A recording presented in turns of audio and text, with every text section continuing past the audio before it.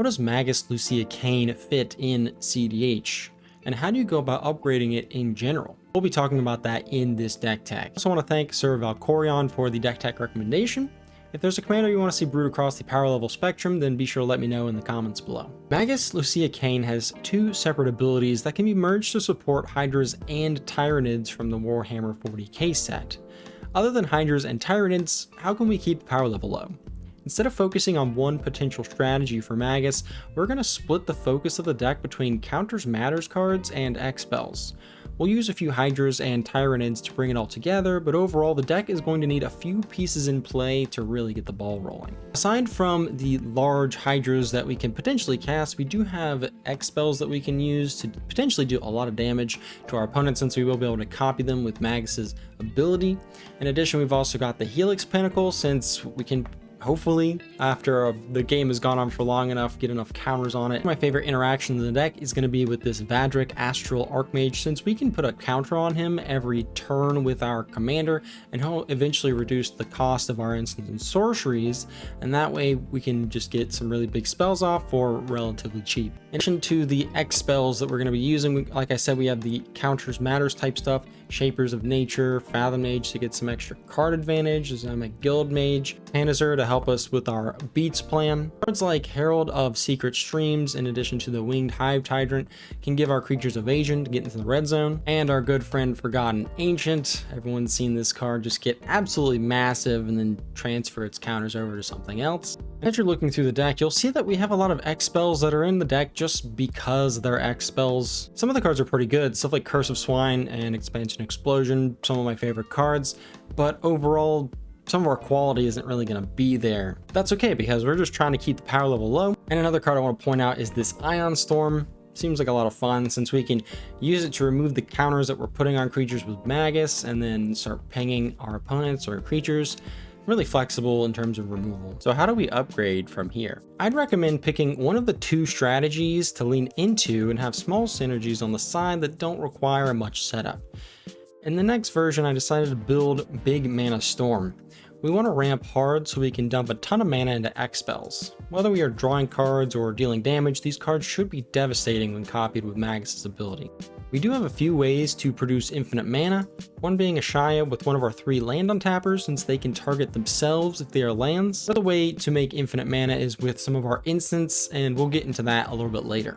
As we take a closer look at the deck, you'll notice that we have a higher emphasis on these X spells without a ton of the +1/+1 counter synergies. We do have stuff like the Incubation Druid, as well as the Gyre Sage. Like I said before, the main goal of this deck is to produce a ton of mana, and hopefully we can get some of our mana doublers out, stuff like Nyxbloom Ancient or Vorinclex. We've also got the Mana Reflection, as well as the Zendikar Resurgent. Our damage dealing stuff, Cackle of Power, Jaya's Immolating Inferno, Comet Storm. These type of cards have a pretty devastating effect, since they can target multiple targets at the same time and then get copied. But overall, the X spells that we're running have a very specific purpose, so we're not just running X spells just for the sake of running X spells. The ramp in our deck is very heavily focused on lands, and that's because we have cards like Rude Awakening, Turnabout, and Reality Spasm that we can use to untap them, but it's also going to have a good synergy with our mana doublers. Gaia Soul of the Wild, in addition to being one of our combo pieces, also has some really good interactions with those Turnabout, Rude Awakening type of cards, since we'll be able to untap our creatures since they are also lands. If we can untap Magus and get a few activations off with it, then we'll be able to stack that triggered ability that happens when you cast that X spell and get it copied multiple times. We do have the Swarm Intelligence and the 1000-Year Storm to help us with our storm shenanigans, but they also have some fun interactions with stuff like the Narset's Reversal, since we can target a Turnabout or a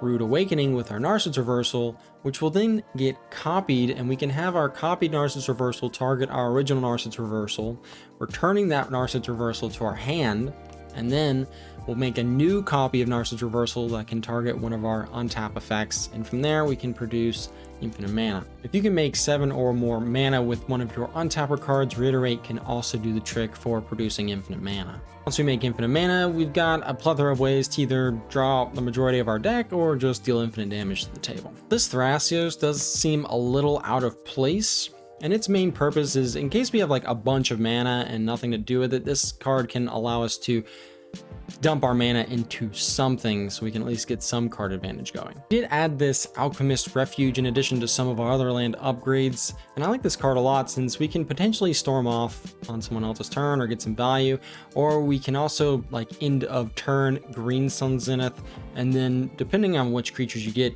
to untap with some pretty beefy boys. If we do cast Green Sun Zenith, X is 9, we could get a Vorinclex in addition to a Nyxbloom Ancient, and then untap with, I don't even know how much mana. If you're enjoying the video so far and have gained a little bit of perspective about power levels in EDH, then be sure to like and subscribe. When building for the cEDH area of the power spectrum, I like to look at the efficient win cons and the colors and see how the commander can best support them. Magus doesn't really scream cEDH, but we do get some really cool tech with it. X-Spells that tutor come to mind as extremely efficient options, setting up various 2-card win conditions since Magus will copy them.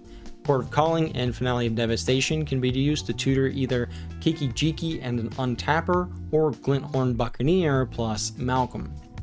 We do have some slightly spicier tech with Word of Invention and Reshape, since we can tutor for Birthing Pod and Corridor Monitor.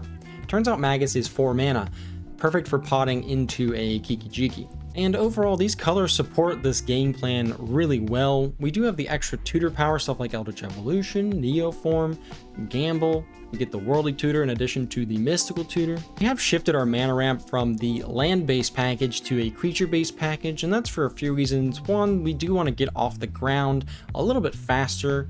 We also get some extra synergy with stuff like the Kinnan, but we can also use them as sacrifice fodder for cards like the Eldritch Evolution and the Neoform to find specific cards. To make sure, you've got enough interaction to deal with your opponents, but you also want to be able to protect your combo, since our combos are a little more susceptible to removal since they're creatures.